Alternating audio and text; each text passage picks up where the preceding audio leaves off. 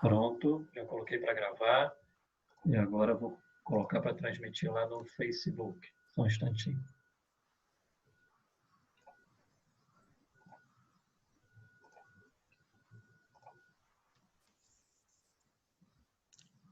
Tá dando um errinho agora, não sei porquê, mas como a gente já passou do tempo, né? Melhor a gente começar, a gente está gravando e depois a gente coloca lá no Facebook. Ou você quer tentar daí, Luísa? Porque para mim, não sei porquê, está dando erro agora pelo Facebook. Olha que a gente testou, né, tantas Eu vezes. tô logada. Eu não tenho a senha do nosso Facebook. Entendi. Mas não tem problema, a gente grava e depois a gente posta ao vivo. Disponibiliza no Facebook. O link. Beleza. Então tá bom. Então, como está gravando, vamos lá, podem começar, professores. Ok, então. Eu gostaria inicialmente de dar boa noite a todos, agradecer a presença. Gostaria de parabenizar o professor Wilson, assim como o corpo discente que está, junto com o professor Wilson, participando da organização desse Seminário Interdisciplinar em Sociologia e Direito número 9, um esforço que a gente vem realizando há vários anos já, com grande participação dos alunos, iniciativa inclusive dos alunos, da primeira vez que começou, e que tem permitido a gente ter um contato e um intercâmbio bem interessante com alunos de outras universidades, tanto do Rio de Janeiro como de fora do estado do Rio. Agora, no momento de pandemia, isso ficou complicado do ponto de vista físico, mas a participação seguramente será bem significativa em termos da participação de alunos e pessoas de outros estados do Brasil. Gostaria também de dar as boas-vindas ao professor Jailson Rocha, da Universidade Federal da Paraíba, que espero que a gente possa ter outros contatos. O tema com o qual trabalha, que é a bioética e todas as questões envolvendo os aspectos jurídicos da biotecnologia, etc., são de muito interesse do nosso programa, particularmente da linha de conflitos socioambientais. E dizer que é um prazer que a gente consiga, nesses momentos tão complicados de pandemia, com tanto trabalho, com tanta carga de trabalho que temos, conseguimos organizar um seminário dessa monta. Parabenizar, então, desde já, agradecer ao professor Wilson e aos alunos aqui representados, tanto pela Luísa, pelo Rafael, Ludolf, como parte da organização, e desejar que os trabalhos transcorram da melhor maneira possível, que a gente seguramente terá muito que aprender. Então, mais uma vez, um abraço a todos. Espero que a gente, como eu disse aqui na brincadeira fora do ar, que a gente consiga ter, quem sabe, um animal um pouco mais humano na presidência dos Estados Unidos nos próximos 4 anos, porque os últimos 4 foram de um dano irreparável, talvez, tanto à escala mundial quanto aqui no Brasil, considerando que os efeitos que a gente presencia ainda hoje têm a ver com o que aconteceu há 4 anos nos Estados Unidos. Então, no mais, boa noite a todos, bom seminário. Mais uma vez, agradeço a presença de todo mundo.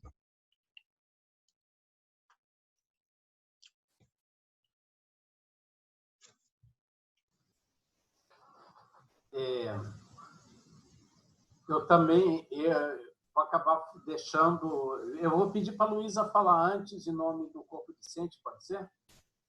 Claro, posso falar, então. Então, gostaria de agradecer a todo mundo pela presença, dizer que para mim é uma grande alegria poder apresentar um seminário de Sociologia e Direito que vai falar de humanos e não humanos, né?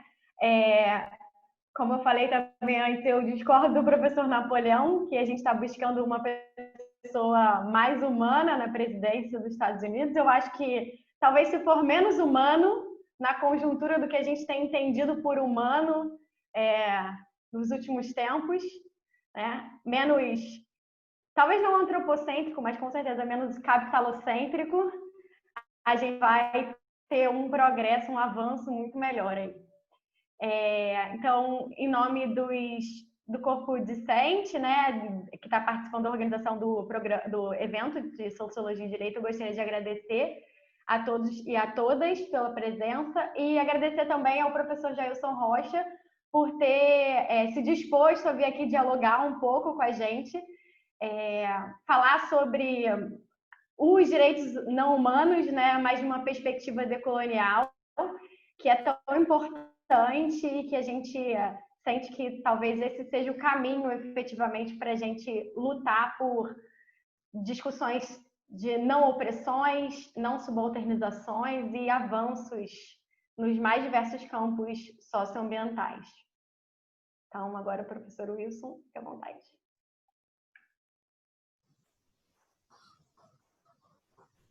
Ok, obrigado, Luísa. Então,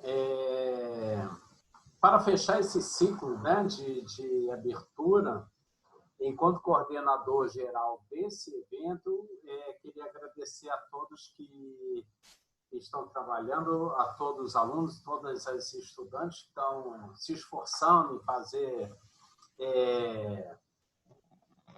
enfim, toda a sorte de trabalhos, desde certificados, cadernos de resumo, organização, link, filmagem, essas coisas todas, que requer um trabalho grande, né? São 250 autores inscritos, né? 189 trabalhos, a quantidade de ouvintes inscritas até antes de ontem eram 222, mas já soube que há um pouco mais. Enfim, para tempos de pandemia, um evento calibrado, né? E também a proposta, né, não humanos e desumanos, está, no fundo, falando de questões importantes para a atualidade, né? Não só a gente avançar no direito dos animais e da flora, mas também, como eu estava conversando com o professor Jailson antes, a gente tem até o direito dos rios, por exemplo, né? Então, pensar uma vida consorciada, né? Onde a democracia ela implica em redimensionar essa perspectiva humana.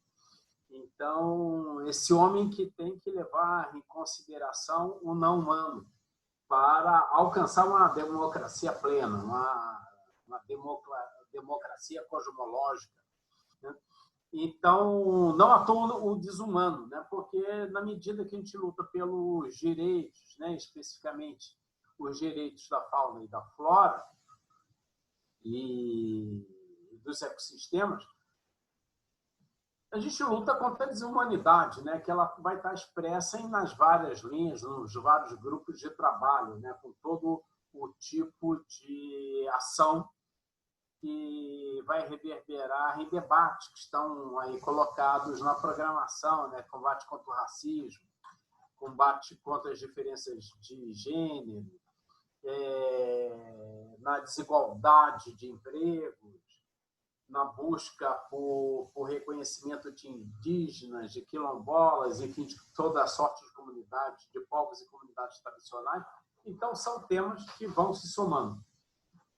Nós utilizamos também um garoto propaganda nesse evento, que é o Monstro do Pântano, do Alan Moore. Não só um ícone da cultura, da contracultura, né? Virou um ídolo pop, né? Como uma reestruturação criativa que o Alan Moore fez ali no início dos anos 80, de um ambiente de história em quadrinho meio ridículo, né? Uma história que estava mais para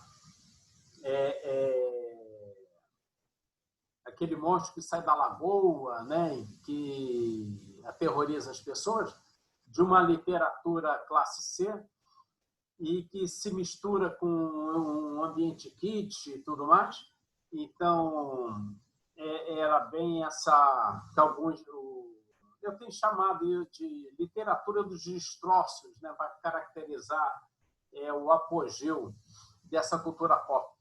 Mas o Monstro do Pântano, ele, por ser, na definição do Alan Moore, não um homem que vira um super ser vegetal, mas inversamente, é a natureza que, ao incorporar um homem que morre, é uma natureza que está pensando que é um homem. Então, é o caminho inverso. É claro que é uma provocação, mas é o personagem que traduz, né? Pelo menos traduziu naquele período que o Alan Moore escreveu nos anos 80, a cultura ecológica da época, com uma série de reivindicações das diferenças americanas. E se o Napoleão já tocou na importância da presidência americana, esses debates de desigualdade, né, de profundas desigualdades diante de um não humano que não é considerado na lógica, né, porque é um discurso de cientistas que, no fundo, olham a natureza como algo de fora, esse monstro do pântano, ao ser essa natureza que reflete sobre esse humano desumano, se torna bem interessante. Mas, enfim, é nosso garoto propaganda, o monstro do pântano, que vai estar aí nos desenhos dos certificados, do caderno de resumos e nos anais. E, com isso, eu quero passar a palavra ao nosso grande convidado de hoje, o professor Jailson Rocha. O professor Jailson Rocha é atualmente professor efetivo da Universidade Federal da Paraíba, vinculado ao Departamento de Biotecnologia, é o coordenador do Observatório de Bioética e Direito Animal, membro do Grupo de Pesquisa Bioética e Gênero, membro do corpo editorial da Revista Latino-Americana de Estudos Críticos Animais, tem experiência na área de direito, com ênfase em direito animal, bioética, estudos críticos animais, teoria decolonial e etnografia multiespécie. Então, professor Jailson, me agradeço muito ter aceitado o nosso convite e lhe passo a palavra.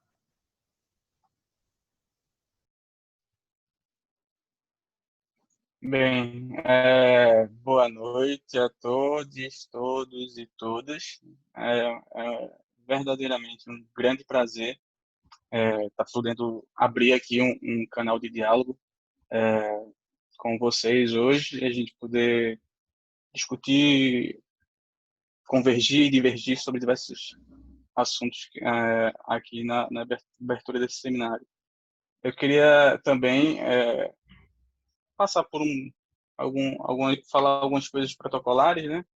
Mas que não deixam de ter seu sentido, inclusive afetivo, que é, primeiramente, parabenizar os organizadores e organizadores do evento.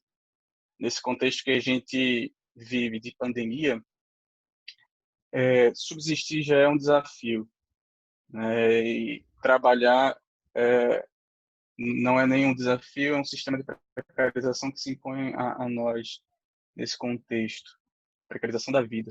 E organizar evento científico, e para quem já organizou evento científico sabe das dificuldades e desafios presenciais, organizar nesse âmbito online, dentro de um contexto pandêmico, realmente é algo desafiador. Então, desde já, parabenizado o programa de pós-graduação, docentes e discentes que encamparam esse projeto. E faço votos também aqui que o evento seja bem sucedido na sua intenção. Outra coisa que eu queria salientar aqui, que é algo que não é próprio dos programas de pós-graduação em Direito, e desde já congratular pelo caráter interdisciplinar do programa e, consequentemente, do evento. O direito ele é forjado numa matriz de pensamento disciplinar, e isso diz muito sobre como nós percebemos o direito, né? Inclusive como uma estrutura de organização que retroalimenta um sistema de dominação. Então, o direito às vezes se apresenta enquanto instituição como um espaço de conveniência, e dentro desses espaços se propor sair um pouco da caixa e ter certas premissas epistemológicas, ideológicas, políticas fora dessa matriz tradicional de pensamento é sempre muito positivo para o programa para o direito e para a noção de direitos que se intenta forjar. Eu fui convidado, e aqui eu queria deixar também um agradecimento especial à Luísa, que criou esse canal de diálogo para possibilitar a minha presença ainda aqui online, virtual. Me foi sugerido um tema sobre não humanos e desumanos. E eu fiquei pensando como articular, né? Dentro de um contexto em que nós vivemos, desse sistema mundo capitalista, como articular ou fazer com que essas duas noções se explicitem com toda a sua densidade. Antes de começar a falar propriamente sobre isso, eu queria me apresentar, porque também diz falar um pouco de mim diz um pouco do que eu falo. Nesse sentido, numa perspectiva, inclusive, decolonial, a minha localidade, meu espaço de iniciação também é importante para entender o que vai ser discutido, né? Eu sou professor da UFPB, Universidade Federal da Paraíba, e minha formação de base é em Direito, meu mestrado em Sociologia, pela Universidade de Coimbra, pela Faculdade de Economia, e o meu doutorado é em Direito, pela Universidade Federal da Bahia, onde eu trabalhei mais especificamente as temáticas afeitas ao direito animal em uma perspectiva latino-americana e decolonial. E é a partir desse locus enunciativo que eu me expresso, né? E esse locus é potencialidade, mas é contingenciamento também. Então, eu sou limitado e possibilitado por esse locus enunciativo. E digo isso porque quando a gente fala de colonialidade ou decolonialidade, eu penso muito mais do que uma teoria ou um sistema de ação. A propositura decolonial, eu entendo ela muito mais como um posicionamento no mundo, como um tipo de uma forma de visualização do mundo e de estar nesse mundo e conectado com esse mundo. Então, por isso que a posicionalidade é relevante aqui nessa discussão. E com isso eu já estou querendo expurgar de início o mito da neutralidade do discurso científico, e também eu tenho uma tendência a ser um pouco mais radical nesse sentido, o mito também da imparcialidade. Então, nesse sentido aqui, eu vou ser parcial, e minha parcialidade é decorrente da minha posição no mundo. Todos os contingenciamentos da minha posição no mundo. E isso eu faço por honestidade intelectual, eventual, e para que, obviamente, fiquem explícitos e expressos os limites do que eu falo. Pois bem, para discutir, eu vou pedir que a organização, quando der o tempo, por favor, me censure pelo áudio mesmo. Pode falar, Jailson? Já deu, tá? Porque eu não estou acompanhando o chat, eu tenho um problema nesse mundo online de acompanhar chat e falar ao mesmo tempo. Mas vamos lá. Então, dois conceitos vão ser fundamentais para a gente tentar pensar os não humanos e desumanos aqui nessa palestra. Primeiro, a noção de estudos multiespécies, e a segunda, a noção de colonialidade / decolonialidade. Certo? Então, essas são as premissas básicas da minha fala. Porque quando eu parto da lógica da colonialidade, eu quero afirmar que nós habitamos, vivemos, nos relacionamos em um mundo, em um sistema mundo colonial, moderno colonial. E nesse sentido, a modernidade, esse tempo, o espaço-tempo que ainda vivemos, ela é uma face de uma da moeda. E a face oculta, não visualizada ou não explicitada, intencionalmente não explicitada, é a colonialidade. Então, a colonialidade ela é uma condição de possibilidade da emergência da modernidade enquanto projeto civilizatório e, consequentemente, tudo que dela decorre. As noções de sujeito de direito, de Estado, de democracia, tudo isso está intricado com a noção de colonialidade. Quando a gente fala da própria o próprio surgimento dos direitos humanos, né, a colonialidade é a condição de possibilidade da emergência dos direitos humanos, tal como compreendido dessa matriz liberal burguesa das revoluções europeias e norte-americanas. Mas o que é, então, colonialidade? Porque se eu falei no início de decolonialidade, eu tenho que explicar primeiro o que eu entendo por colonialidade. E aí eu vou me amarrar a alguns autores latino-americanos, principalmente Henrique Dussel e o próprio Nebu Quijano, que é o sociólogo peruano que cunhou o termo primeiramente, Ramon Grosfoguel também, Walter Mignolo, filósofo argentino, o próprio Paulo Freire também. Então, todos esses autores articulam de uma forma ou de outra a noção de colonialidade em seus modos de sentir o mundo. E a lógica da colonialidade é que ela é uma continuidade política, epistêmica, jurídica, estética do colonialismo. E aqui eu entendo colonialismo como um sistema que envolve a colonização de certos espaços geográficos e a dominação desses espaços geográficos, tal como nós tivemos no Brasil, no resto da América Latina, Ásia e África. Então, o empreendimento colonial, ele pode até, enquanto sistema econômico ou institucionalidade, ter sido extinto majoritariamente no mundo, e nós também aqui no Brasil. Então, mas isso não quer dizer que a matriz de poder subjacente ao colonialismo tradicional tenha sido extinta, né?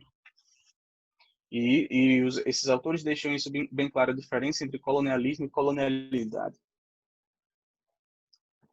Com isso, eu estou querendo dizer que, até uma perspectiva, digamos, não crítica, o colonialismo extinguiu-se enquanto sistema dentro do sistema mundo, mas a colonialidade é condição operativa do sistema mundo.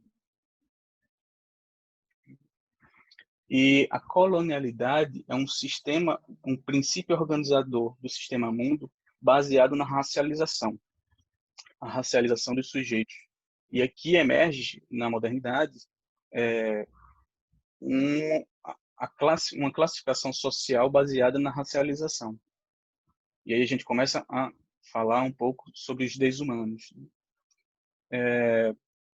Eu parto da premissa de que em 1492 é um marco histórico para a deflagração da modernidade / colonialidade.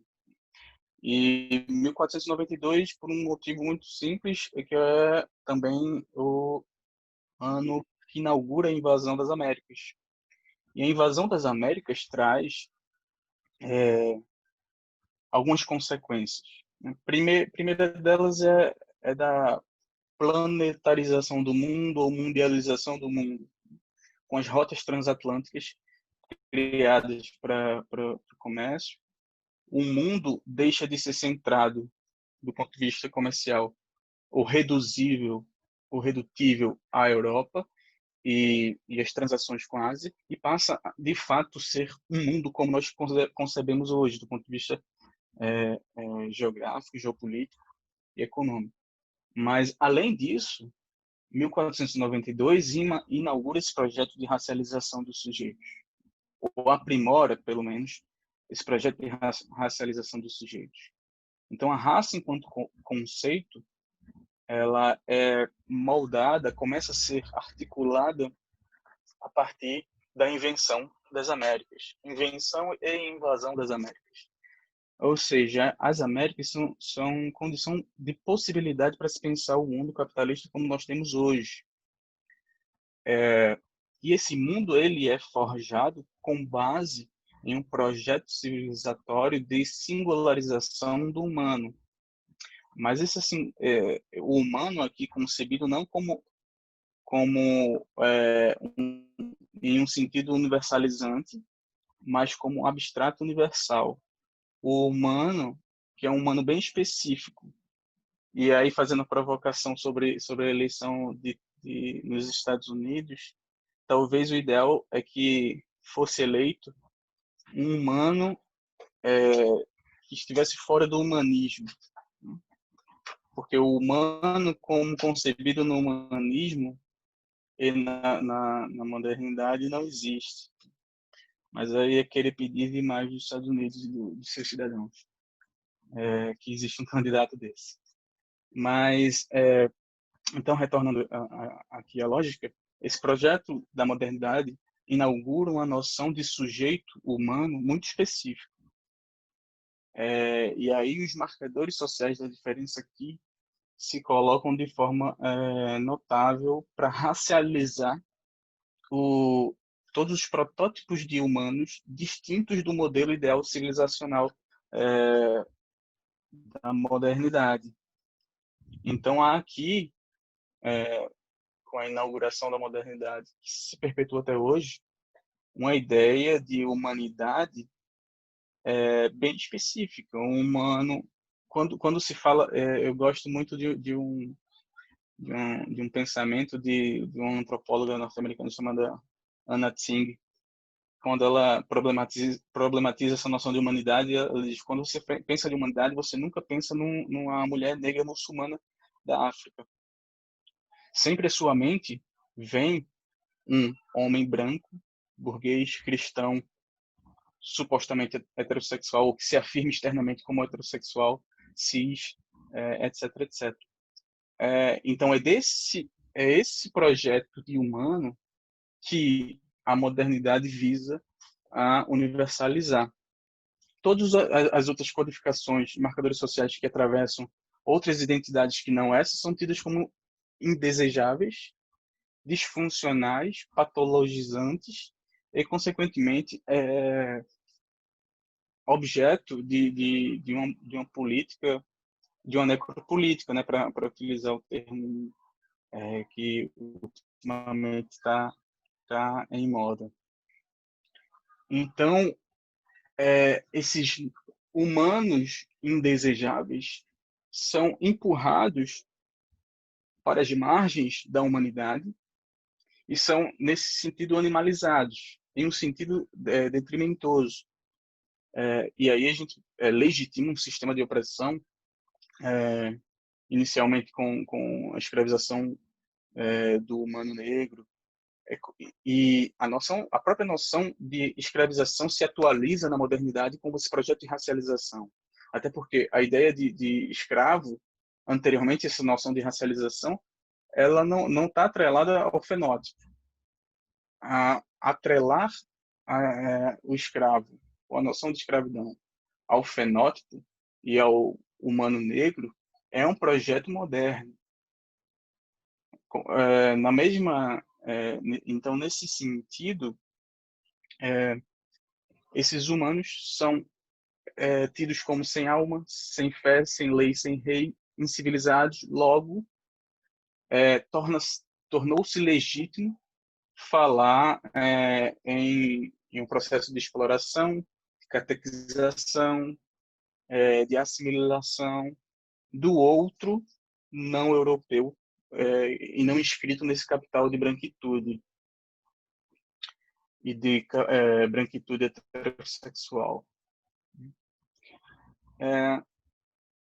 Da mesma forma que aqui esses desumanos são colocados às margens da noção de humanidade, dessa humanidade moderna,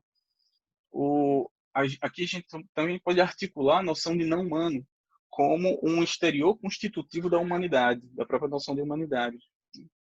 Então, os não humanos, e aqui majoritariamente eu vou falar dos demais animais, os não-humanos, eles são condição de possibilidade para se forjar a ideia de humanidade e se afirmar a ideia de humanidade. E o princípio de singularização e singularidade do humano. Todos os marcadores de diferenciação ontológica entre humanos e não humanos são consolidados para referendar um projeto civilizatório moderno de humanidade. Então a gente cria algumas argumentações para legitimar esse processo de diferenciação. Só um minutinho para eu tirar aqui um gato para não ter um acidente. Obrigado. Então, como eu estava falando, de que o não humano é um exterior constitutivo da noção de humanidade moderna.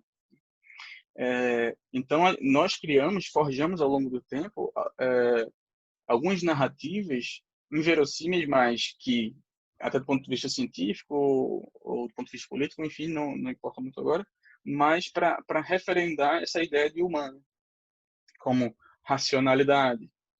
Se eu perguntar para a maioria das pessoas o que é o humano, ou qual é a característica do humano, a maioria vai utilizar desses marcadores. Que o ser humano é um ser racional, que o ser humano é um ser político, que o ser humano é um ser que tem linguagem, que um ser humano é um ser que possui sociabilidade, que possui noção de justiça.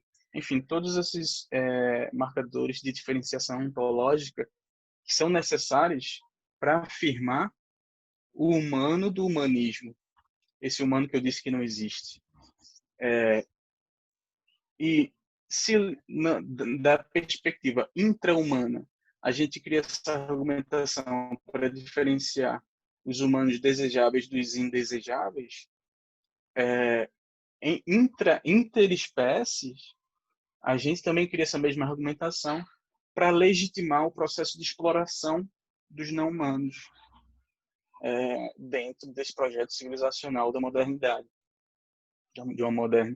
E aí, quando eu falo do sistema mundo moderno, eu gosto muito de Ramon Brasfoguel, quando ele fala que esse sistema tem que ser nomeado. E quando ele fala nomeado, é predicado. E evidenciar o predicado é explicitar o que é esse mundo. Então, ele fala que o sistema moderno, colonial, sexista, ele não fala de especismo, mas eu falo especista, machista, cristianocêntrico, burguês, etc, etc, etc. Então, nomear esse sistema mundo, ele primeiro explicita o que ele é, explicita os mitos sobre os quais nós vivemos e nos assentamos e possibilita a subversão a esse mito. Então, esse sistema colonial, esse projeto civilizatório, ele é baseado nessa ação dupla de afirmação de um eu narcísico humano, branqueado, macho, supostamente heterossexual, cis, burguês, proprietário, cristianocêntrico, etc, etc. E para isso também é necessário criar um seu exterior constitutivo, que são os demais, os não humanos, os demais animais. Porque esses exteriores constitutivos, eles são a condição de ausência e o humano é a condição de presença. Se eu digo que eu vejo que nessa narrativa moderna, se eu digo que um humano, que um outro animal é racional também, eu começo a quebrar a narrativa moderna e todo o sistema cai por terra desse sistema mundo. Porque são os pilares que suportam e que dão sustentação ao sistema de exploração. Se eu falar que existem outros animais que têm um sistema de justiça, por exemplo, em suas sociabilidades, se eu digo que tem outros animais que têm processos de comunicação e de linguagem que são mais complexos do que o da humanidade, se eu digo que existe sem ciência ou consciência em outros animais, eu vou aos poucos fazendo ruir a noção de humano do humanismo moderno e todo o projeto supostamente civilizatório desse sistema mundo colonial. Ok, então, então aqui já incluiu os não humanos na discussão. A gente começou com os desumanos, que são expurgados, a condição de humanidade é expurgada de sua condição, eles são animalizados no sentido detrimentoso e se juntam aos demais animais que também estão em condição de ausência. Tudo isso para legitimar, por um lado, uma visão que afirma que o humano é, é, é algo singular e superior, inclusive aos demais humanos inferiorizados, e, consequentemente, se ele é superior, é legítimo a ele explorar, controlar e dominar o que lhe é inferior. Nesse contexto, o que lhe é inferior são os desumanos, os animais não humanos, e aí a gente pode falar de codificação ou de uma matriz de codificação alimentar majoritariamente baseada em consumo de carne, enfim, de entretenimento envolvendo animais, de sofrimento, de experimentação científica, etc., etc., mas também de exploração das demais entidades da natureza. Há uma noção de natureza como um bloco homogêneo, como um recurso a ser explorado. Porque, nesse contexto, a natureza não é vista, e tudo que a integra não é visto como um sujeito ativo ou com agentividade, e que também atua e interatua para a produção e coprodução dos mundos.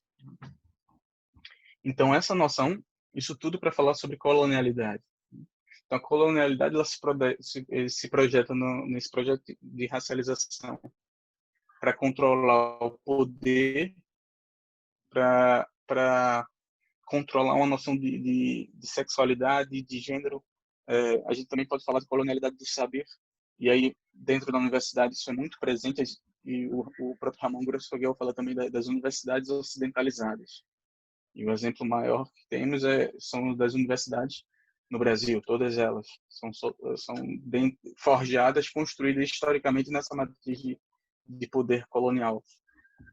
Se a gente pensar, quando surge a universidade no Brasil, ela surge como um projeto civilizacional após a fuga da corte portuguesa, a fuga de Portugal, né, com receio não, com medo mesmo de Napoleão.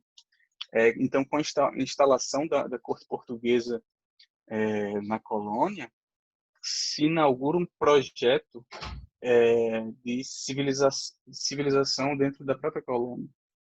Então, a gente começa a falar de periodismo científico.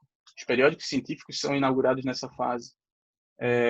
As universidades, a Faculdade de Direito de Recife, a Faculdade de Direito da USP, Faculdade de Medicina da UFBA, são fruto dessa chegada da corte portuguesa. A própria noção de propriedade intelectual e de direito autoral são inauguradas também nesse período. E a universidade é criada para legitimar essa chegada da corte portuguesa e para criar uma elite burguesa dentro do Brasil que fosse lastreada por uma matriz de pensamento europeizante. Então, a universidade no Brasil, ela não nasce, digamos, democrática ou para a população. Ela nasce como um pedaço de um projeto político civilizacional. Isso é fruto de uma noção de colonialidade do saber, né? Se a gente pensar, por exemplo, que eu não gosto muito do termo, mas a gente cria uma noção de que conhecimento científico é tão somente aquele conhecimento validado e universalizado a partir de uma matriz de pensamento tipicamente europeia, né? A construção da noção do conhecimento científico e de ciência é europeizante. Tudo que está às margens dessa noção é reputado como não civilizado. E aí a gente tem a noção, por exemplo, de conhecimento tradicional. Por que conhecimento tradicional é narrado e nomeado como conhecimento tradicional e não como conhecimento científico? É fruto dessa matriz de pensamento que afirma que há uma racionalidade a priori universalizante, que é um modo de conhecer, controlar e se relacionar frente aos saberes tipicamente europeu. A frase célebre que só se pode filosofar em alemão é uma articulação, primeiro que de uma imbecilidade, mas é uma articulação tipicamente inserida no bojo da colonialidade do saber. Isso quer dizer o quê? Por via reflexa, que tudo que não se faz ou não se pensa em alemão é também não civilizado. E aí você deixa de falar de conhecimento científico ou de filosofia e passa a falar de cosmologias, em um sentido depreciativo. Né? Quando eu falo de cosmologia, não estou falando necessariamente, eu não falo em sentido depreciativo. A modernidade, o conhecimento científico é um tipo de cosmologia. Mas não é como ela é narrada e apresentada para o público. Também uma noção de controle sobre a própria subjetividade do indivíduo, da colonialidade do ser. Tem também, a gente pode pensar também na colonialidade da natureza. Na minha tela é sobre colonialidade dos animais não humanos. Então, essa matriz de poder articula para exercer seu controle e dominação, se articula e se projeta em diversos marcadores sociais de diferença que atravessam coletividades e indivíduos. Né? Então, eu falei lá no início que, para mim, eram importantes dois conceitos: colonialidade e estudos multiespécies. Estou falando ainda de colonialidade. Então, qual seria a forma de subverter essa lógica, né? E de tentar pensar em sociabilidades mais que humanas e humanas, desvencilhada dessa matriz colonial de poder. Então, alguns autores vão falar da necessidade de a gente pensar a socialização do poder. O que significa isso? Devolver à população o controle sobre os marcadores sociais da diferença que atravessam seus corpos. Quais sejam o sexo, o trabalho, a subjetividade, até a própria ontologia, sua ontologia, as noções de autoridade. Então, socializar o poder, ou socialização do poder, significa isso. Devolver a Jailson, por exemplo, o poder sobre o controle de sua subjetividade, ou do controle sobre a afirmação de sua sexualidade, ou da sua relação com o trabalho, enfim, a forma como compreende o mundo. Né? E tem uma frase interessante, que eu acho muito interessante, de Walter Miolo, que quando ele fala que um projeto decolonial, ele substancialmente tem a ver com desaprender, que é aprender a desaprender para reaprender. Nós fomos socializados e nossa forma de pensar o mundo é basicamente colonial. Né? Propor a decolonialidade é muito mais do que uma teoria ou um sistema de ação. Tem a ver com uma vivência e uma experiência de mundo, né? Que se pretende disruptiva. E agora eu vou tentar associar com a noção de estudos multiespécies essa noção de colonialidade e decolonialidade. Né? Como pensar um sistema, mundo que seja decolonial e baseado numa concepção de sociedade baseada nas relações multiespécies. Por multiespécie aqui, eu quero evidenciar que o humano solipsista isolado do mundo, o humano que pensa e logo esse humano ele não existe. Esse humano ele é uma invenção e uma imposição. Nós estamos em um mundo e forjamos a concepção de mundo subjacente pelas relações que travamos não só com a espécie humana, mas com os demais do mundo. E aqui, quando eu falo demais, é no sentido radical mesmo. Não é só os animais não humanos, mas também a mineralidade, a vegetalidade, a deidade, a ancestralidade. Todos esses sujeitos, primeiro que eu os trato como sujeitos, no sentido de que possuem agência, uma capacidade de imprimir e de se imprimir no mundo e, consequentemente, ao se relacionar, estabelecer relações, estabelecem percepções de mundo, composições de mundos próprias, multiespécies. Então, quando eu falo isso, eu estou querendo dizer, por exemplo, que já que estamos aqui em um contexto de pandemia, eu acho que fica bem mais claro com o exemplo.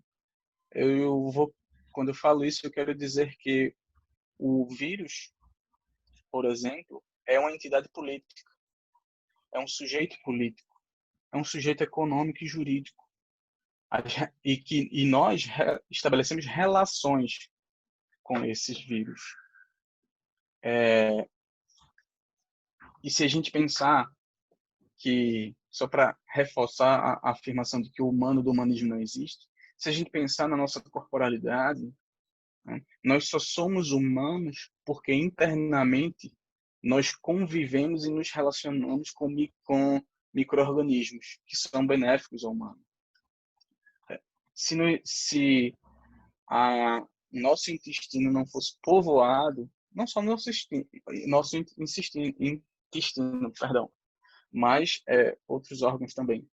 Mas aqui só um exemplo histórico. Se ele não fosse habitado e coabitado por outras entidades que não humanas, nós sequer existiríamos enquanto humanos.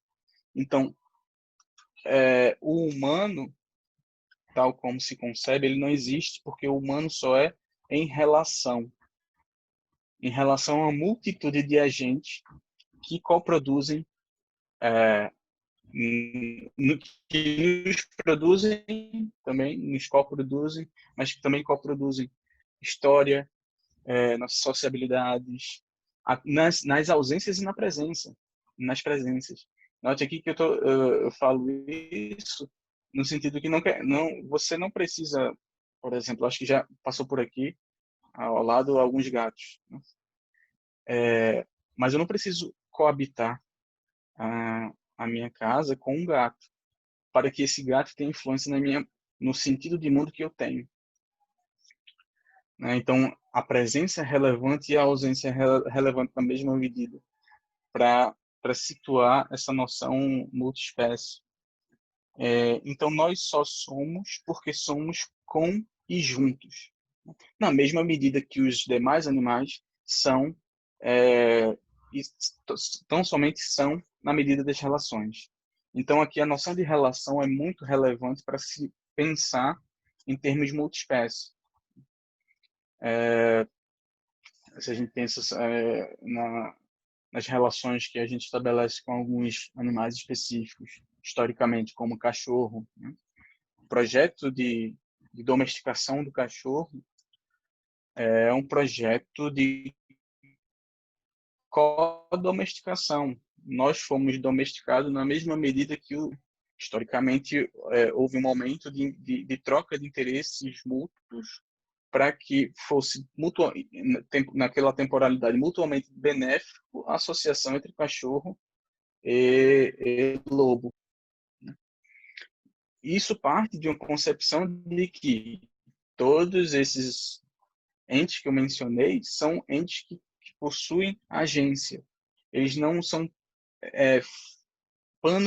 pano de fundo pictórico chamado bloco homogêneo fauna ou flora, que é um ambiente propício para o ator humano exercer o seu teatro. Na verdade, eles são sujeitos que atuam e se relacionam com humanos e não humanos e entre eles de forma tal a produzir historicidade.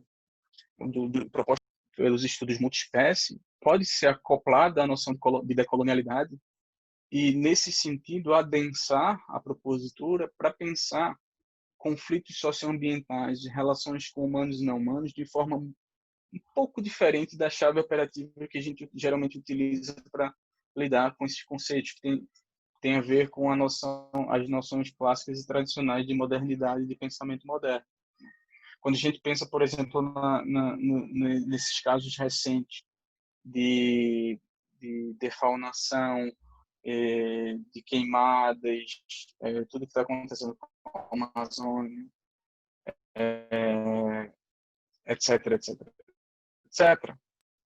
Perspectiva do ser e do saber, a gente pode pensar tudo aquilo como um dano ambiental. A gente pensa em reparação do dano ambiental, lei de crimes ambientais, etc, etc, etc. E geralmente a gente vê aquilo ali, como reparar um dano ambiental como esse? Então, matamos uma planta X, então vamos colocar outra no lugar. Essa solução, ela diz muito do ponto de vista da colonialidade do ser e do saber. Ali não é visualizado que aquela planta que foi queimada, ela é um sujeito ativo que produz e se relaciona com outros não humanos. E dessa forma é insubstituível, porque as relações que ela estabelece são únicas e irrepetíveis. Então, não é simplesmente reflorestando que eu soluciono o dano ambiental. Então, numa noção multiespécie acoplada à noção de decolonialidade, o dano ambiental é um dano que não tem reparação. Né? Há uma morte de relações. Se a gente pensa na extinção de espécies, por exemplo, ou da morte de espécies animais nesses contextos de devastação, o que está morrendo ali? Não é só um indivíduo animal ou a espécie como um todo, mas é uma percepção de mundo. Todo ente é uma unidade perceptiva. E enquanto unidade perceptiva, recebe informação do mundo e se relaciona com essa informação. Então, quando você diz, hoje está extinto animal X, o que está junto dessa informação? É que a extinção do ser no mundo, o modo de se relacionar com o ambiente e com as demais entidades do ambiente, se extinguiu a percepção, se extinguiam ontologias. Então, a extinção e a morte é muito mais do que morte tão somente do corpo, da corporealidade de uma entidade passiva. Se a gente concebe de uma forma, do ponto de vista multiespécie, de que aquilo ali é um sujeito ativo, coprodutor dos mundos, então o que se extingue não é tão somente aquela corporalidade, mas sim, sobretudo, a extinção de relações. E a extinção e a morte de relações é algo que não se recupera. Quando a gente fala do ponto de vista do humano, fica muito mais claro isso. Né? Se eu morrer hoje, vão dizer, Jailson morreu, ele é insubstituível, não vou repor Jailson nas sociabilidades que Jailson estava inscrito, porque não vai ter um outro Jailson. Mas a gente esquece disso quando a gente fala de natureza e demais animais. Eles são substituíveis. Então, mas se a gente pensa do ponto de vista de uma crítica decolonial, num sentido multiespécie, não se repõe. Não há como se repor. Só para eu controlar meu tempo, quanto tempo eu falei, quanto tempo eu tenho, só para não exagerar aqui. Professor? O professor tem mania de falar muito. Sim, eu calculei aqui até 8h15, mas se precisar estender mais uns 5 minutos, fique à vontade. Tá, mas eu tô sendo 8h15, tá. Então já tô. Eu vou, como a ideia também é de abrir para discussão, eu vou tentar fechar as ideias para a gente conversar, né? Que a conversa é mais interessante do que a palestra. Então, é desse lugar que eu parto para pensar conflitos socioambientais, relações humanas e não humanas. A parte ideológica decolonial, que tenta romper com essa matriz de poder que afirma uma episteme universal, que afirma uma noção de sujeito universal, capitaneada por uma noção de branquitude, que afirma haver um bloco homogêneo suscetível à extração e exploração chamada natureza, que apaga as diferenças e especificidades do complexo mundo que é a natureza, e que concebe a vida em um sentido multiespécie, que é uma pluralidade de sujeitos e entidades com capacidade de produzir mundos. E aí, isso para o direito, só para finalizar, serve para a gente pensar,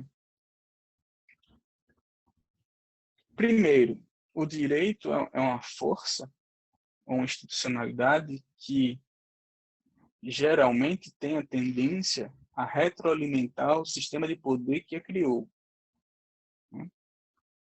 Então, se a gente parte de uma matriz de pensamento decolonial e multiespécie, a gente tem que primeiro reconhecer a ontogênese do direito, que o direito é fruto de uma matriz colonial do poder, o direito como é concebido hoje e aplicado hoje, e que, consequentemente, a gente tem que reivindicar uma base epistêmica pluriversal para pensar o direito e as alternativas ao direito posto. Com isso, eu estou querendo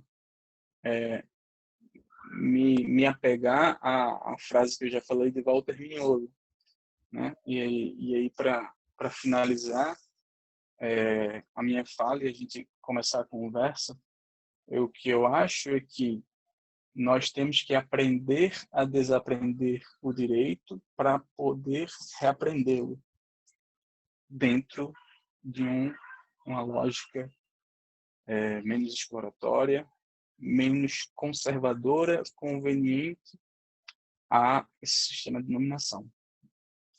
Então, gostaria de novamente agradecer o convite, dizer que eu estou aberto às críticas, sugestões, perguntas, enfim, né, e participar desse processo de construção, né? Então, obrigado novamente, pessoal.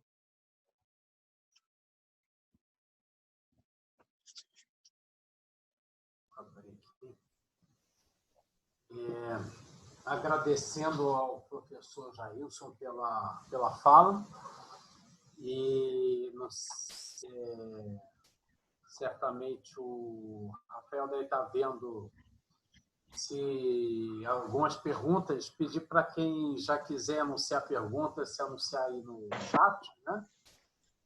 E, enfim, professor Jailson, a gente tem, conforme eu procurei colocar brevemente, justamente uma perspectiva que combina com a que foi apresentada, que é a questão de que uma luta decolonial ela perpassa uma série de aspectos que estão colocados, né? Então, se o homem que está se postando como homem da política brasileira, ele é também, em muita medida, um homem de uma política transplantada, né? Então, até a democracia, nesse sentido, ela é um fenômeno que ela ocorre historicamente na Europa do século XVIII e se deflagra como um novo modelo colonizador, né? A gente pode utilizar o Walter Benjamin, que fala que toda forma de civilização é uma forma de barbárie, né? Então, há uma espécie de barbárie, ainda que a gente tenha todos os elementos para falar positivamente da democracia, mas ela é também um modelo, né? Se a gente for trabalhar como estamos, ou como me pareceu, diante de uma estrutura de uma cultura que se impõe. Então, somos parte de um elemento cultural que se deflagra de diversas maneiras, né? Não só em noções de família, que vão tangenciar noções de sexualidade, como foi colocado, mas também, eu diria, na noção política, né? Bom, esses temas largamente debatidos por vários autores, né? Se a gente pegar Tocqueville, já propunha uma leitura diferenciada da democracia na Europa, da democracia na América, mas também, e nesse sentido, é uma série de historiadores, né, que vão trabalhar que a noção que a gente tem de natureza é uma noção transplantada, né? Então, transplantada de diversas formas, né? Não só a consideração do homem, que considera o que é ou não o mundo natural. Aí temos historiadores como Keats Thomas, né? que tem obra de muita referência nesse sentido, como temos o americano historiador Albert Crosby, né? Que também tem uma expressão que eu gosto particularmente, que fala que o colonizador trouxe uma biota portátil, né? E que aquela natureza que foi colocada no Brasil, ou nos países colonizados, é uma biota portátil, ou seja, já é a natureza voltada ao Estado enquanto a modelo de agricultura domesticada, porque a natureza está domesticada para o que então se chamava civilização. Em certa medida, a gente continua nos avanços da domesticação dessa natureza, né? Quando se amplia a fronteira agrícola, quando se considera que o não humano deve ficar cerceado ou limitado ao mínimo, né? Existe no direito uma expressão chamada mínimo existencial. Parece que criaram na prática um mínimo existencial da própria natureza, né? Ela vai ficar cercada ali em unidades de conservação, e como se esse espécie de parque temático fosse o suficiente. Mas, enfim, são questões que eu trago aqui para provocar o nosso diálogo. Eu posso já falar ou vai ter um conjunto de perguntas? Vamos ver. Talvez o Napoleão, se quiser falar alguma coisa, que eu acho que muita gente escreveu agora aqui, eu não tive tempo de olhar no chat ainda. Sim. Usufruindo aqui, talvez, do privilégio de ser coordenador, né? Falando antes que os demais.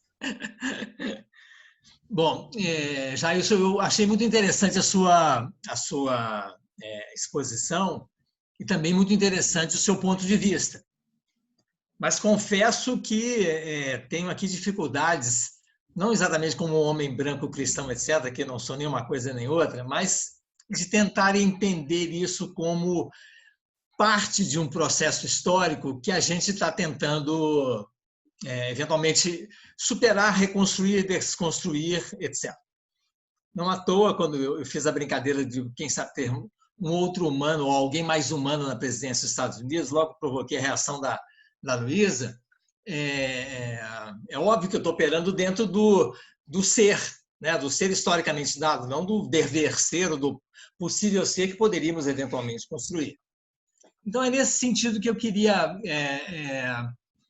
tentar entender um pouco mais a sua proposição.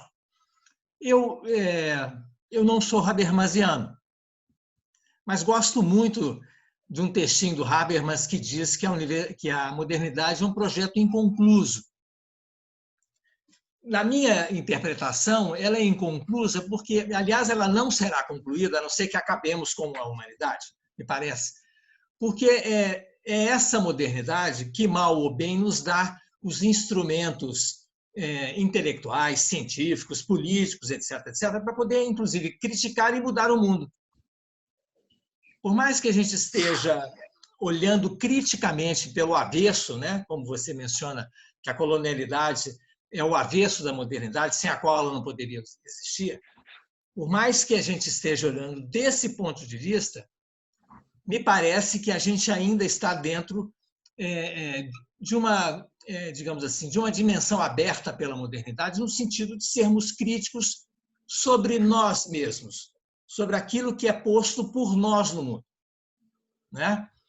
Então, nesse sentido, me parece, eu acho que a frase do Habermas é muito feliz, porque nós estamos perfeitamente dentro pelo menos dessa avenida aberta pela modernidade, possibilitando toda a crítica que estamos fazendo aos demais aspectos dela, que você muito bem trouxe aqui, e de todas as imbricações que você trouxe para cá, para essa exposição. Mas eu queria, se você pudesse explorar um pouco mais, como é que a gente organizaria o mundo? Ou seja, tá bem, então o Covid é um ser político. Tá bem. Se for político no sentido de estar em relação conosco, estar nos colocando em xeque, né? A ponto, inclusive, da gente parar o sistema econômico mundial, todas as transações, as relações, as viagens, todo um questionamento cultural, etc., que um ser tão minúsculo trouxe para nós. Mostrando, tal como você me parece, colocou muito bem, não só a nossa fragilidade, por um lado, para nos tirar daquela posição de onipotência e de capacidade de mudar o mundo, fazer o mundo com o mundo o que nós quisermos, mas também nos colocando a necessidade de, eventualmente, repensarmos a nossa relação com a natureza muito mais amplamente, porque é esse tipo de relação que não só abriu a porta para o coronavírus, como supostamente, segundo os infectologistas, vai abrir a porta para 500 mil outros vírus potencialmente tão danosos quanto esse ou mais. Então, eu acho que você tem toda a razão de que nós estamos num mundo absolutamente relacional, não só no mundo, esse mundo que nós chamamos de humano, como o mundo daquilo que nós chamamos de não humanos, que nós classificamos como sendo exteriores a nós. Mas eu queria entender um pouco mais como é que a gente poderia reorganizar esse mundo sem que a gente deixasse de ter uma relação talvez um pouco de alguma diferença em relação a ele. Porque é esse mundo humano que coloca para nós a possibilidade, inclusive, de pensarmos criticamente a nossa relação com esse mundo dito não humano e aprendermos, a partir disso, a ter uma relação diferenciada com ele. Esse elemento, me parece ter um elemento da humanidade que nós cultuamos, essa talvez uma noção equivocada de uma certa racionalidade ou de uma capacidade de problematizar o mundo diferenciada, que eu acho que ainda nos dá alguma esperança de podermos subverter esse padrão ao qual nós estamos sujeitos já há algum tempo. Então, eu gostaria que, se você pudesse um pouco aprofundar isso, tá bem? Por favor. E parabéns pela exposição. Obrigado. Então, agora sim, posso responder as duas perguntas ou ainda vai ter? Professor Jailson, nós temos mais duas perguntas aqui no chat, mas eu acho que, como foram dois comentários longos do professor Wilson Napoleão, você pode responder agora e depois eu te faço as perguntas. Pode ser? Ou você prefere num bloco só? Tá, maravilha. Sim, pode ser. Eu respondo primeiro essas duas, que de certa forma se conectam, e depois a gente abre para as demais. Pode ser sim. Ok. Então, obrigado pelas contribuições, pelos questionamentos. E a primeira coisa que eu acho que tem que ficar clara quando a gente fala de uma perspectiva decolonial é que está assentado em uma matriz decolonial ou de uma epistemologia decolonial não significa dizer excluir ou jogar fora tudo o que há para se criar algo novo e inexistente. Não significa isso. Nesse sentido, muito embora eu tenha críticas já às noções basilares e modernas de democracia, de direitos humanos, constitucionalismo, etc, etc, etc, não quer dizer que eu vou jogar fora tudo para criar algo novo não existente. A grande questão em relação a isso é nem tudo que reluz é ouro, né? Então, inclusive como o professor falou, essa noção de política transplantada, né? Tudo que a gente absorveu criticamente desse modelo civilizatório moderno, tudo isso foi impositivo, né? E se impôs uma cartilha a priori do que é ser Estado moderno. E, consequentemente, vem nos pontos subsequentes da cartilha, ser Estado moderno é isso, e, consequentemente, constitucionalismo é isso, e direitos humanos é isso, noção de natureza apartada da noção de sociedade ou cultura é isso, e aderir a esse modelo epistemológico e ontológico de vida e de mundo é uma condição necessária para se afirmar como Estado moderno e, consequentemente, está posto dentro dessa arena mundial de transações. A grande crítica que se faz a isso é que a gente pode falar de democracia, a gente pode falar de constitucionalismo, agora de uma forma situada, sem considerar que é um universalismo abstrato.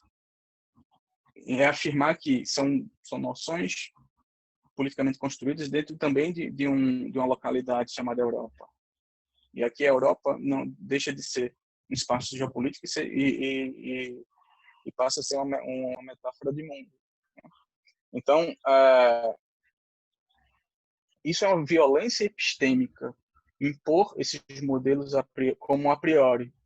E foi o que aconteceu no processo de colonização, né? Uma imposição da noção, até mesmo da noção de natureza, né? Que é uma criação tipicamente ocidentalizante. O antropólogo Philip Descola, ele narra bem isso, quando cria as tipologias de relação humano-não humano, e quando afirma a nossa forma ocidental de visualizar a natureza e o não humano como inscrita no que ele chama de naturalismo, né, dessa dicotomização entre natureza, cultura, humano, não humano, e essa dicotomização como necessariamente hierárquica, não? Então, se há um espaço em que se coloca como sociedade, o espaço que se coloca como natureza é tido como eminentemente inferior, essencialmente inferior, e tudo que nela habita. E aí os povos originários que aqui estiveram foram reputados como incautos e incivilizados por conta disso, né, desse projeto ocidentalizante de ver o mundo. Eu gosto de alguns autores, como o próprio Bruno Latour, Donna Haraway, e note aqui que eu estou falando de autores de uma matriz euro-americana de pensar o mundo. Não quer dizer que pelo fato de ser decolonial tem que rechaçar tudo, não. Mas eu gosto de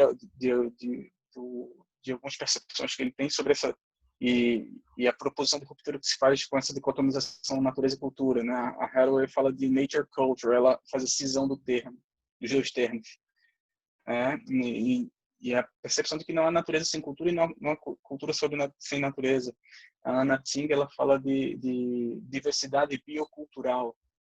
Ela não fala mais de diversidade biológica. Ela fala de diversidade biocultural. Então, pegando ainda um gancho numa afirmação de Habermas que o professor trouxe, de que a modernidade é um projeto inconcluso, porque é um projeto em curso. E ele é um projeto que está em curso em certos espaços específicos da geopolítica do poder. Tem um autor chamado Aimé Césaire, ele escreveu o Discurso sobre Colonialismo, e ele faz uma provocação ácida, sensacional, sobre o Holocausto, e na Alemanha e do porquê da gente ter a reação que nós temos, inclusive nós do Sul Global, nós temos com o Holocausto, e essa noção do terror que se impôs a todos nós. E ele fala que isso tudo só se criou porque o Holocausto, na Alemanha nazista, foi um primeiro evento colonial intra-europeu, porque desde 1492, tudo que Hitler produziu na Alemanha nazista foi criado, produzido e reproduzido nas colônias nas Américas, África e Ásia, né? Então, ele faz essa crítica, dizendo que a repulsa ao nazismo só é assim do jeito que é porque ela é um produto intra-europeu de algo que já se faz há 500 anos nas Américas, África e Ásia. E se a gente pensa especificamente na colonialidade do saber, essa forma, a nossa forma de estar no mundo é uma possibilidade, sim, para se pensar crítica para a própria mudança. Mas se a gente pensa na colonialidade, esse modo de estar no mundo que possibilita a própria crítica e, consequentemente, uma possibilidade de mudança, ela está contingenciada pelas codificações possíveis modernas. Quando eu jogo a palavra democracia, todos nós vamos para um lugar comum, ainda que com as diferenças conceituais possíveis. E esse lugar comum é uma construção dentro dessa matriz de pensamento colonial. E é uma impossibilidade epistêmica há uma impossibilidade epistêmica de se pensar a democracia em termos locais, a partir do sul global, por exemplo. Então, se a gente vai discutir democracia, tem que ser a partir de uma cartilha prévia posta e imposta do que é democracia. A gente não pode negociar os termos da cartilha. Esse aqui é o grande X da crítica decolonial. Eu quero discutir os termos e negociar os termos do contrato a partir da minha localidade, a partir da minha corporalidade, enraizado com a política situada e não transplantada. Eu quero pensar política a partir de Ailton Krenak, não de Locke, sem nenhum demérito a Locke, muito mais, por mais que eu tenha diversas críticas a ele, mas eu quero partir a partir de uma epistemologia possível do Sul. E isso é extremamente radical, né, digamos assim, no sentido de ir à raiz do problema. Se a gente transitar pelas universidades no Brasil, basicamente todas elas são forjadas a partir dessa matriz de pensamento. E olha que aqui eu não estou fazendo nenhuma crítica a lá o bolsonarismo vigente. Eu sou da instituição pública, eu sou da universidade pública, eu defendo ela até a morte. Mas até a morte, se ela for uma instituição popular enraizada nos nossos mundos possíveis, né? Então, o questionamento que o professor fez de como reorganizar o mundo nesse sentido, né? Eu não tenho grandes projetos e não sou a favor de projetos universais ou universalizantes de soluções. Mas eu acho que há projetos locais, inclusive em curso, que tem como objetivo ressignificar e desconsiderar e criticar esse modelo colonial vigente, né? A lógica, por exemplo, da agricultura familiar, das agroflorestas, são um exemplo atual, contemporâneo, de ruptura com um modelo vigente de monocultura que se impôs há 500 anos no Brasil, né? Inclusive com a imposição de animais e domesticação de animais que foram postos aqui nas terras brasileiras e que contribuíram também para esse sistema de plantation, né? Então, a solução, eu não tenho uma solução pronta e acabada para reorganizar o mundo, até porque eu penso muito mais no pluriverso e na pluralidade de possibilidades de forjar mundos. Mas o que posso dizer é que há projetos alternativos de sociabilidades e de mundos que estão em vigência, em voga, e que reivindicam uma outra forma de pensar as noções de Estado, democracia, direitos humanos, etc, etc, etc. Pensar, por exemplo, direitos humanos não como fruto de uma revolução burguesa da liberdade, igualdade e fraternidade, mas direitos humanos a partir da revolução do Haiti, por exemplo, né? Isso faz parte da narrativa que coloniza as possibilidades, né? Mas acho que é por aí.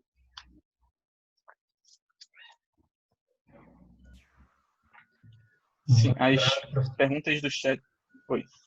Sim, temos aqui algumas perguntas no chat. Temos, na verdade, 3 perguntas e um comentário. O primeiro comentário do Raimundo, eu não sei se é propriamente uma pergunta, mas ele cita aqui Fanon, um trecho do texto de Fanon, dizendo que Fanon ressalta inicialmente que racismo e colonialismo deveriam ser entendidos como modos socialmente gerados de ver o mundo e viver nele. Isto significa, por exemplo, que os negros são construídos como negros. Em outras palavras, não haveria razão para as pessoas na África, na Austrália ou em outras áreas do Pacífico Sul pensarem sobre si mesmas em termos raciais. E temos também mais 3 perguntas, da Lecimar, do Alexandre e da Karen. Eu vou te fazer nesse bloco, tá? Aí te passo a palavra. A Lecimar, ela pergunta sobre os autores que você utiliza como base para o colonialismo e o decolonial. Você já citou alguns aqui, eu coloquei a sua tese aqui no chat para o pessoal acessar também, mas fica a pergunta registrada. Depois vem a pergunta do Alexandre, ele gostaria de saber se a questão que ele citou da codomesticação humano-cão não acaba sendo um termo que acaba sendo prejudicial por normalizar um pouco a questão do mercado pet.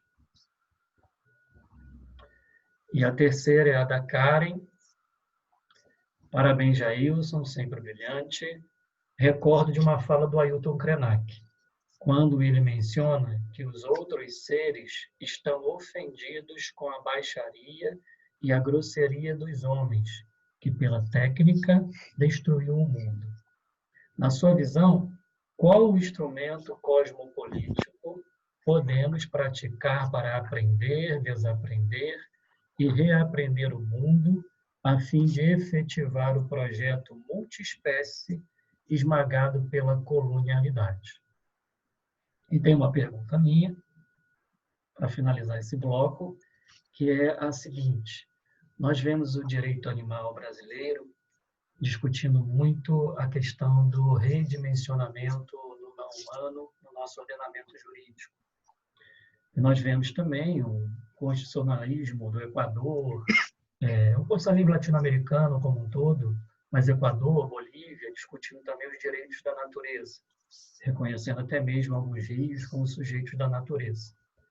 Aí eu gostaria de ouvir as suas perspectivas de diálogo entre direito animal e direito da natureza, de como isso poderia ser trabalhado em oposição, em diálogo, enfim. Ficam aí essas perguntas.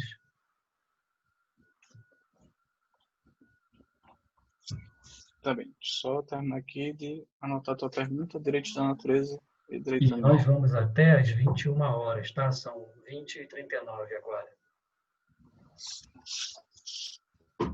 Tá. Eu tô com áudio ligado? Tô, né? Tá certo.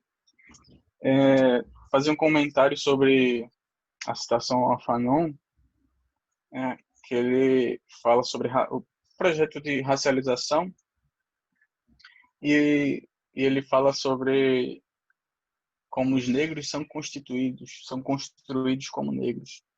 E notem que, na mesma medida que os negros são a invenção desse sentido fanoniano, os brancos também são construídos como brancos. A diferença é que o branco é posto num locus de poder frente ao negro construído. Então, essa construção é proposital, intencional, para se criar uma relação assimétrica entre o racializado e o não racializado, seja lá o que não racializado signifique. Tanto é que, se a gente pega numa perspectiva antirracista fanoniana, o que se vai propor é o aniquilamento desse projeto de racialização e de um mundo posto com negros, brancos, amarelos, etc. É um mundo no qual em que as diferenças fenotípicas não sejam justificáveis para a criação de sistemas de diferença políticos normatizadores. Então, uma perspectiva fanoniana, e que eu me acosto e particularmente gosto, pensar raça em Fanon é pensar a superação da raça como categoria. Não somente, não é aquela simplificação que se coloca hoje de que os negros têm que ter os mesmos direitos dos brancos. Não, é um aniquilamento desse sistema de classificação social. Sobre a sugestão de autores decoloniais. Já que eu falei de Fanon, apesar de Fanon não ser propriamente um autor, e aí vem o academicismo no meio disso tudo, mas um autor que possa ser classificado como decolonial, está muito mais atrelado a uma noção pós-colonial, mas recomendo bastante, inclusive Fanon ultimamente está bem na moda. Então, tem inclusive alguns livros novos que estão saindo em português, do Frantz Fanon. Aimé Césaire, O Discurso do Colonialismo também, é um livro fininho e muito interessante para iniciar a discussão. O Aníbal Quijano, que é o sociólogo peruano que cunhou o termo colonialidade pela primeira vez. Henrique Dussel, com a Teologia da Libertação, não só com a Teologia da Libertação, mas Dussel é quase que uma enciclopédia em forma de gente, o filósofo argentino. Catherine Walsh também é uma autora muito interessante. Maria Lugones, para quem quer discutir gênero e decolonialidade, inclusive ela faleceu recentemente, excelente autora. Ramon Grossfogel, também porto-riquenho. Nelson Maldonado Torres, quase que eu esqueço dele, também para falar sobre discutir colonialidade do ser. Aníbal Quijano já falei. Arturo Escobar. A lista é grande, assim, são os autores latino-americanos que trabalham com decolonialidade como marcador teórico de ação.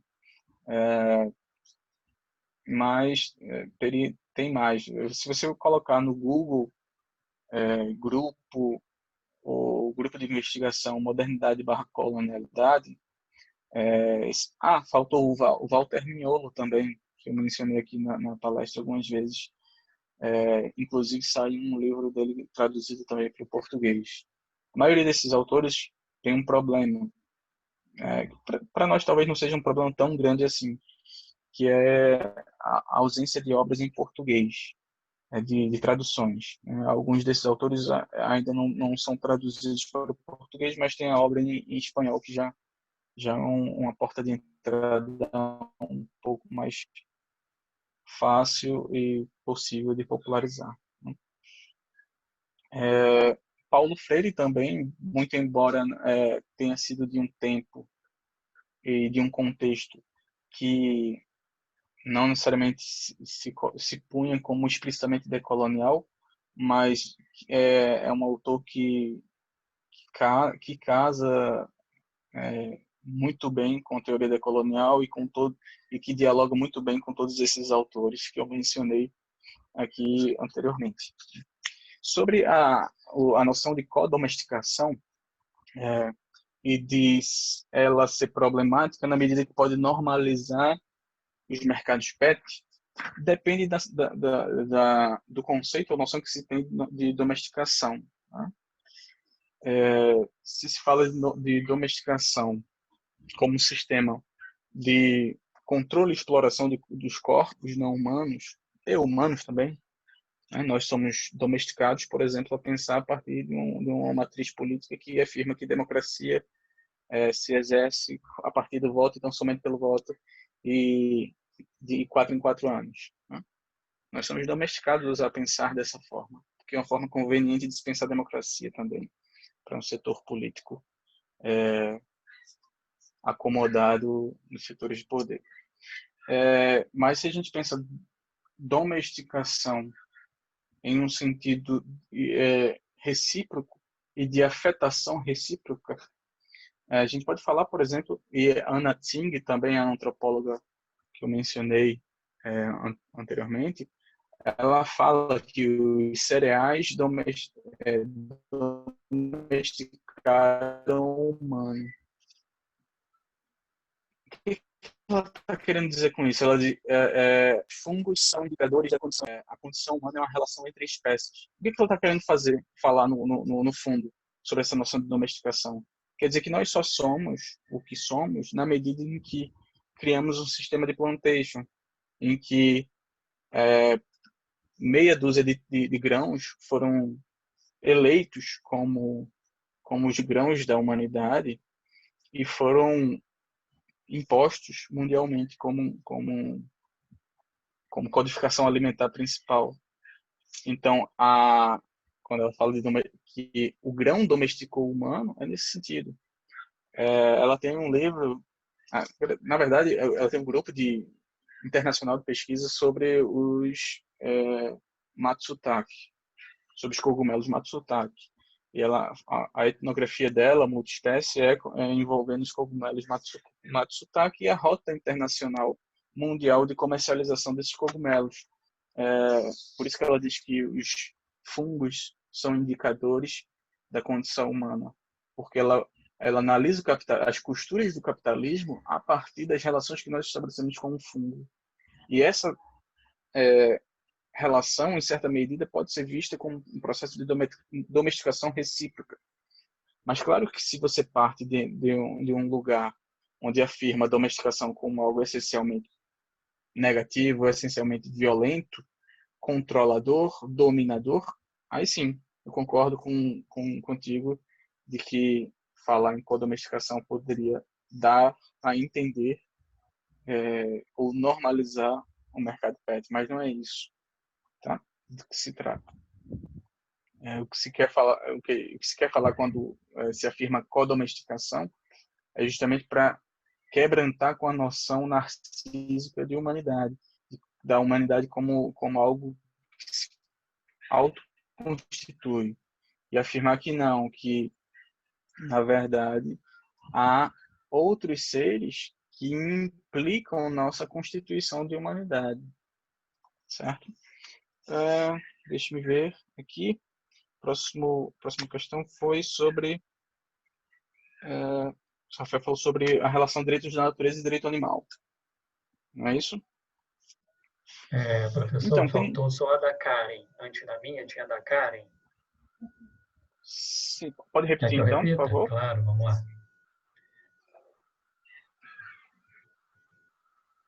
Vamos lá, Karen Pode dizer. pergunta que recorda de uma fala do Ailton Krenak, quando ele menciona que os outros seres estão ofendidos com a baixaria e a grosseria dos homens que, pela técnica, destruiu o mundo.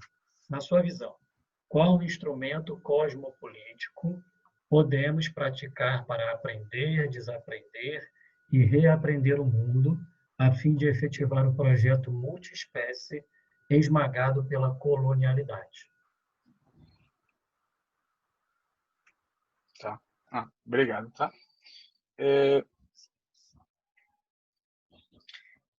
Eu penso muito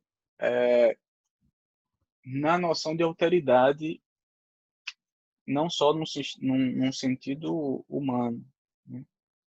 Mas do alargamento semântico até mesmo do que é o outro. Mas é um sentido de alteridade que leva em conta o outro pelo outro a partir das mediações políticas e coletivamente construídas.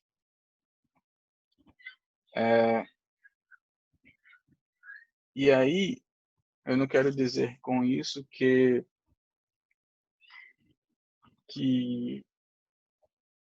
o outro, ou o respeito ao outro, se deve tão somente porque há, por exemplo, uma imposição jurídica numa norma que afirma que é racismo, a tua atitude. Ou que, enfim, esse sistema regulatório que normatiza as vivências. É um sentido de autoridade mais radical, que é politicamente construído. Entende? Então, é mais denso e mais complexo do que simplesmente a conformação de que eu tenho que ter um nível de alteridade X, porque a norma que me é anterior impôs a mim essa alteridade. Na verdade, os dispositivos do direito são colonizadores, né? Eles tentam estabelecer, em certa medida, a forceps ou a força, certos padrões ditos civilizatórios. E aí eu tento pensar como construir sociabilidades e normatividades que sejam além do direito dogmaticamente organizado e imposto, né? Então, reconhecer que há o jurídico fora do jurídico posto e dentro do fórum. E aí criar espaços para agenciamentos e reconhecimento de autoridades transespecíficas. No texto isso é muito bonito, né? Mas no mundo real é o desafio político de construir esses arranjos. E, por fim, eu acho que foi agora a posição de a pergunta direitos da natureza e direito animal, sobre associações ou possibilidades de associação, acredito eu, entre direito animal e direito da natureza, não é isso? Alguns autores mencionam que não necessariamente falar em direito da natureza se conecta com a discussão sobre direito animal e vice-versa. Na minha percepção, isso é uma premissa esvaziadora dos dois lados, tanto do lado do direito da natureza como do direito animal. Note que se eu falar sobre a perspectiva multiespécie, o que eu falei sobre a perspectiva multiespécie é o quê? De que há entidades mais que humanas que se interpelam, se conectam, reconectam, se intersectam para forjar mundos. Então, quando eu falo isso, eu estou dizendo que, por exemplo, que uma árvore ou um rio é importante para o direito animal, para a noção do direito animal. A noção burguesa, liberal e hegemônica de direito animal focaliza a discussão no indivíduo animal, como se o indivíduo animal se bastasse, assim como se basta por si. Se é a minha crítica que eu faço, não tem sentido falar em animal como indivíduo narcísico também, solipsista, né? O animal só seja lá também, porque é problemático esse termo, o animal, como se fosse um genérico abstrato que apaga todas as especificidades da multitude de animais que existem no mundo, mas os animais só são animais na medida dessas relações nos mundos que forjam. Então, um gato só é gato na medida das relações que ele estabelece com os demais gatos, no ambiente que ele vive, que ele habita, com as demais espécies animais também que habitam esse ambiente e demais entidades abióticas que estão nesse ambiente. O ambiente não é um palco estático nessa perspectiva. Então, no meu sentir, a total conexão possível entre direito da natureza e direito dos animais. Na verdade, há-se, numa perspectiva multiespécie, há-se ter uma ressignificação semântica do certo? Mas não é a visão, digamos, dominante dentro do direito brasileiro. Há, às vezes, até disputas entre direito da natureza e direito animal, que é algo, a meu ver, sem sentido. Mas, partindo de uma concepção de mundo multiespécie, não há que se falar entre essa dissociação, esse apartamento entre direito da natureza e direito animal. É porque, geralmente, quem faz isso faz a partir de uma matriz de pensamento e conhecimento científico disciplinar, tipicamente escrita nessa noção de colonialidade do saber. E, principalmente no direito, se tem muito isso de eu preciso afirmar a autonomia de um campo jurídico específico. O que significa isso?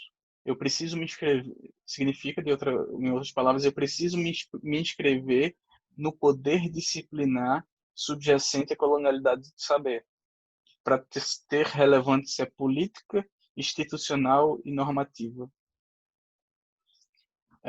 E tudo bem, cada um. Aí você fala na criação do campo e da disciplina direito ambiental. Então, campo e disciplina direito animal. Tudo bem que queiram fazer isso, mas sobre um ponto de vista multiespécie, isso não tem sentido. Essas entidades são co-implicadas e produtoras conjuntas de mundos e sociabilidades. Por isso que quando eu falei lá do dano ambiental, e se a gente fala de dano ambiental em um sentido multiespécie, é muito mais complexo do que essa codificação disciplinar de conhecimentos nos impõe. Tá bem? Essa é a minha posição, pelo menos. Tá ótimo. Sem mais perguntas aqui no chat, a gente então passa aí a palavra para o Napoleão e para o Wilson para, enfim. Então, eu gostaria mais uma vez de parabenizar o professor Jailson Rocha, todo o interesse aí que despertou, várias perguntas e mensagens no chat. E, enfim, trouxe, né, para fortalecer um debate que a gente tem procurado trazer aqui no âmbito do Programa de Pós-Graduação em Sociologia e Direito, e nesse evento maior, que tem várias participações, já virou um evento nacional, né? Já tem inscrições de programas de pós-graduação de regiões distintas do Brasil, e é um tema, né, que é o tema de conflitos socioambientais, que já estava na dinâmica interdisciplinar há mais ou menos 20 anos. Eu me lembro de participar, junto com o Napoleão e com outros colegas, do Fórum Social Mundial, quando ainda era em Porto Alegre, e já com esse tema.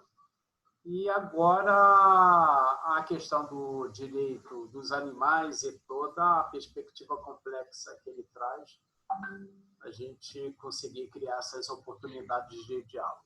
Então, mais uma vez, parabenizo, agradeço a todas e a todos que participaram, lembrando que amanhã vão ocorrer uma série de eventos. De um lado, o Fórum dos Direitos Não Humanos, que vai ocupar o dia inteiro, são 5 mesas, né?